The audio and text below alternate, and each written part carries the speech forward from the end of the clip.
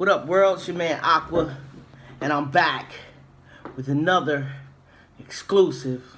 Couple days early. You know what I'm saying? The premiere was just the other night, and I am talking about none other than that wall crawler, that web slinger. If you haven't guessed it from all the paraphernalia, Spider-Man. You know what I'm saying? I know this villain right now is not Doc Ock. You know what I'm saying? But I got my Doc Ocks on display. I don't have... If you don't know who the villain are, then you've been staying away from the trades. But I will tell you this. Jake Gyllenhaal is the main villain. And,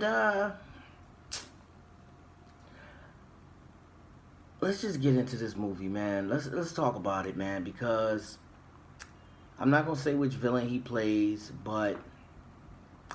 the villain that he, because this is a spoiler free, obviously. But we're talking about Spider-Man Far From Home, starring Tom Holland. You know what I'm saying? Zendaya, Tony Revolori. Now, the main thing about Spider-Man we know is he's your friendly neighborhood Spider-Man. And Avengers drew him out to do something much, much, much bigger on a worldwide scale. And I think this movie talks about how a 16-year-old hero would deal with that. I mean, we see all these muscles, we see all the, the build, and you think Spider-Man. But it's really Spider-Boy, isn't it? If you really want to think about it. Spider-Teen, Spider-Tween, because he's young. And this movie deals with how a young person would try to hold it down at that age, and it's a lot of pressure at that age, man. Let's talk about the cast and crew. Now, at the end of this clip, I might give you or if you want to search my page, I'll give you an interview that I did with Tony Revolori when The Flash was first coming up. And because bullying, when Spider-Man was first written, bullying, I can't say it was accepted, but bullying was more common in storytelling.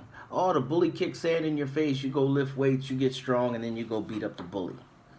When Spider-Man was invented, this type of mentality was accepted. Now, in 2020, 2019, wherever we at, wherever you're watching this, bullying is not cool. And the kids that have been bullied have spoken out against it, and they don't want to see stories based around bullying. So they had to make cyberbullying a thing, because that is a thing. It's a real thing. I've lost people to cyberbullying. So they didn't want Flash to go too hard on Spider-Man because kids deal with this bullying every day. And Flash is now just another classmate. Just a smart aleck classmate.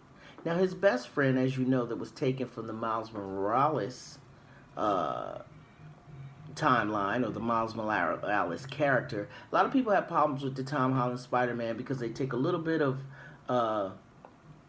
the different Spider-Mans and blended them together to make one personality. But I'm not mad. I did not like, before we delve deep, before I do my deep dive, let's talk about the last movie, Spider-Man Homecoming. Now, this still has the same energy of Homecoming. Feels like it does feel like a vacation movie. As you know, he goes on a class trip, summer class trip. And it's not a huge class, it's a small class.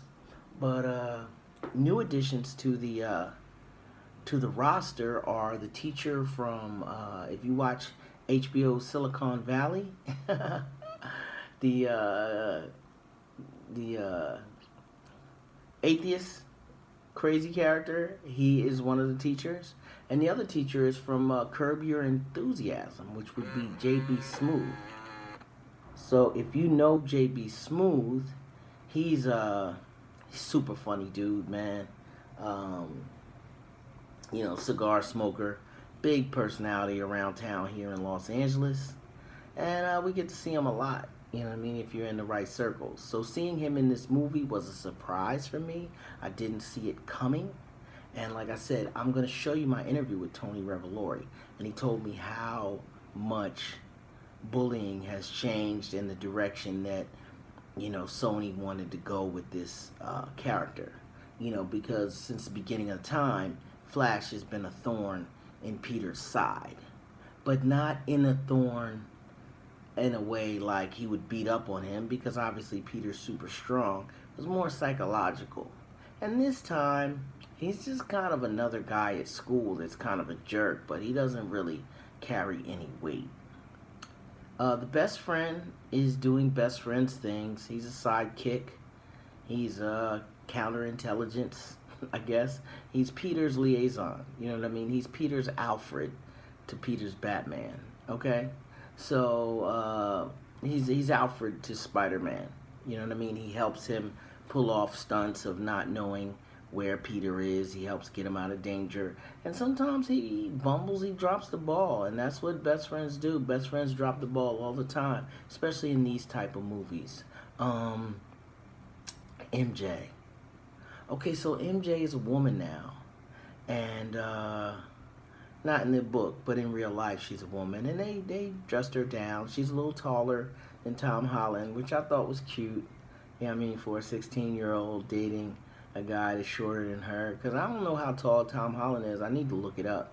But he looked pretty small in comparison to everybody, especially in comparison to Jake Gyllenhaal.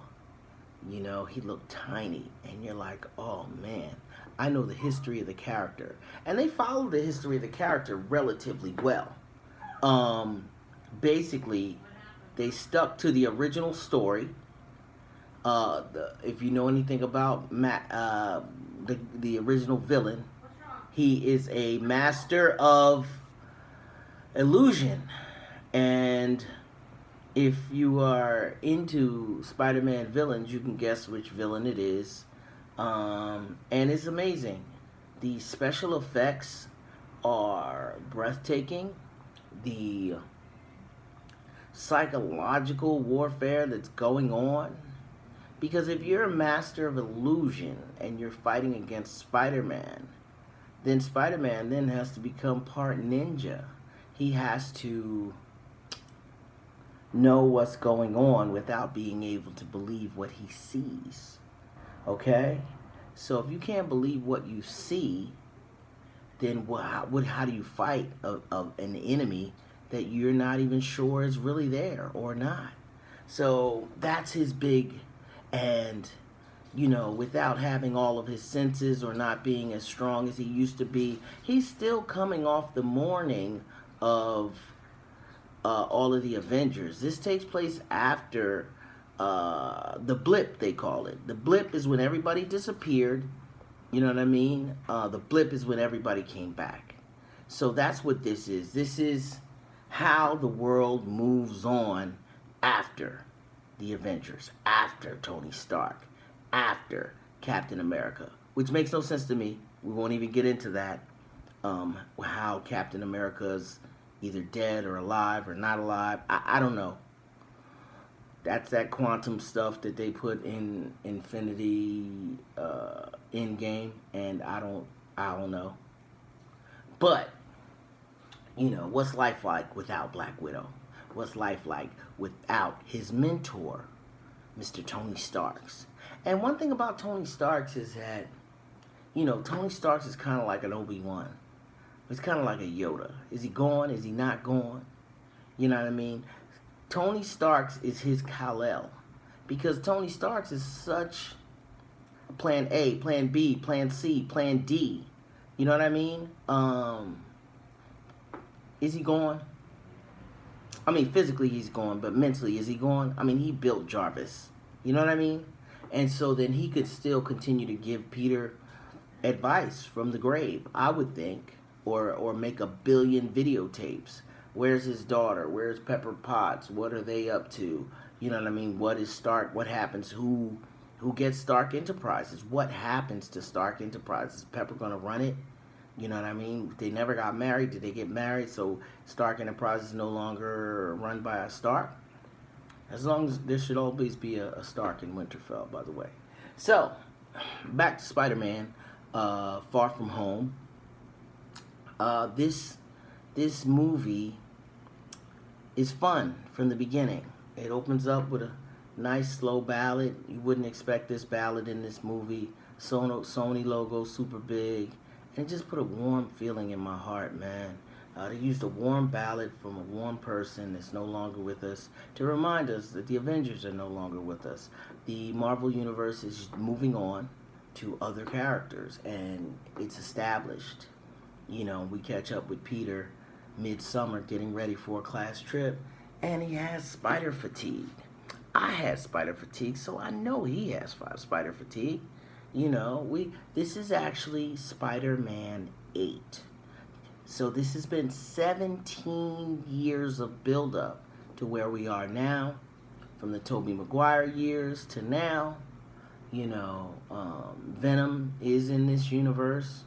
I'm not going to say if he's in this movie, but there's a ton of Easter eggs from other movies that you didn't really pay attention to that come into play in this movie. They don't play a big part, but it's just a little web spinning for the web slinger, if you don't mind my play on words. Alright? Villain wise, I was into him. His motivation was good. He wasn't an evil man. He was just similar to other past villains in the DC universe. It reminds me of Green Lantern. The movie doesn't feel like Green Lantern, but the motivation is like, you know, people idolize other people, and then when they don't get the results they want, they turn to evil. And this story isn't made up. I mean, look, it happened in real life with Nipsey Hussle. Rest in peace. A guy that adored him, was excited to meet him, and confronted him and didn't like the result of the confrontation and decided to hurt that man. So this happens in the real world every time. This is, you know, this is a classic storytelling. And so with that being said, I don't think that the story was weak. I think the story was strong. Now, there was a couple weak parts in the middle, and I'm tired of, my friends, I am one part of the Justice League, and a lot of my friends do not like Tom Holland. I think Tom Holland did an excellent job. I think he's in the gym. He's not in the gym, Ben Diesel, The Rock in the gym, but he's in the gym for his size and his body build, and he looks good in the suit. They found a few ways to figure out new toys, and I was into that. I liked the suit in the movie. The suit, spider suit, looks good in the movie, and I showed up for it, man, and he showed up for it. I think MJ is adorable. She's a very likable girl. She's going through that teenage depression stage where everything bad is good and dark and depressing and oh, woe is me. But you still have that boy interest. And the stance they took with MJ versus the stance they took with this movie with MJ was really interesting. I think that her character is developing and growing, and she'll become an MJ that we love. Not the old Mary Janes, but a new type of character in a new Spider world. And that being said, let's talk about the diversity in this film. Okay? You had a white and a black teacher. You had an Asian best friend. You had another Asian kid, could be Hawaiian, who was a bully. I'll look up his name in the spoiler review so I can really delve deep. You had various different cast members in the classroom of color. And it was a diverse. You had a Muslim or an Indian young lady. Oh, Tony Revolori, Flash is Indian, I believe. I have to double check. But no, I think he's not. He's Latino, but I think he plays Indian a lot. Like in the Wes Craven movies, he played an Indian character. However, there was an ensemble of different shades of brown and white and black, and it was just a good melting pot of cast. I think that a lot of people can take a note from Sony on that because it was refreshing to see. The music felt 80s. I think some of the music was 80s, but the movie takes place in current day from what I could see. And I would just also say that as far as there are some appearances from major characters that we know from Avengers, from, and I don't mean main characters, like Hulk ain't jumping through there. Y'all know with the politics of Sony, they own Spider-Man. And then they give him a little wiggle room with a couple other characters, like they brought Happy into the last one, you know what I mean? Happy is here, Happy's in this one, you know what I mean? But there's also another familiar face that you'll be happy to see. One of the prominent characters that we used to love a lot. And then he lost a couple points during the summertime in a movie or two. But he's trying to gain his points back. And then all is explained at the end of why he's around and who he is. So I think that Tom Holland needs a swift kick in the butt. No, that's not true. Peter Parker needs a swift kick in the butt to get activated. It's not just about your neighborhood anymore, bro. You're in the big leagues, and this is the world stage. A lot of people are going, we need you to show up. We need you to be the Spider-Man that we love and adore. And not just in Queens, and not just in New York, but we need you in Spain. We need you in Mexico. We need you in Paris. We need you in the Czech Republic. We need you in London. And you're just one man with limited powers, and you're not even a man, and your homework's due. So this is about him struggling and juggling, okay? The world needs a Spider-Man, you know, and the Daily Bugle trashing him, you know. Daily Bugle is this big in a world that's this big. So you can't worry about, you know, the J. Jonah Jamesons. You can't worry about the Daily Bugle. You got to get out there and be the best hero you can be and grow, because there is no more Tony Stark to save the world. You know what I'm saying? It's on you. And that's why he's far from home. They pushed him in the pool in this movie. Far from home means a lot of things. He's far from his comfort zone. You've been to space now. You fought aliens now. You are a different young man than you were at Homecoming 2 years ago, beating up robbers at the ATM, Mortal Men. Once you came across the Vulture, that was cool, but now the threats are bigger, stakes are bigger, you know. So this is what this movie is about.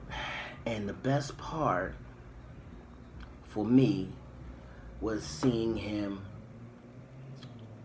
look within himself, because something's askew in the beginning of the movie, and hopefully it's not askew at the end. And now you shall see what he's really made of. Now, as far as like blow for blows, he can't fight. He can't super fight yet. Not yet. I hate to tell you that. He is not a brawler. But some of the web swinging scenes, like in the adventures, not during the fight scenes, just seeing him get used to, that's nice. Flips, dips, somersaults, that's nice to see. But you will not get them when you think you're going to get them. You're going to get them in a whole nother part of the movie doing something else. It's not like pow, pow, backflip, bang, boom. Nah. And a lot of times, you know, if you go back to Tobey Maguire days, he took L's. You know what I'm saying? Not that this Spider-Man takes L's, but he does not know how to fight yet fully. He's still getting used to being who he is. Okay? So, that kind of adds up, kind of doesn't add up. You know what I mean? All the fighting he's done, you think he would be a better fighter. But nope, not yet. He's still growing, still learning. But I think the fans will show up for this. I think they'll be patient with him. I think they'll enjoy this new chapter in the Spider-Man books. I brought this out to share with y'all. One of my favorites. I think I'm gonna hang this up.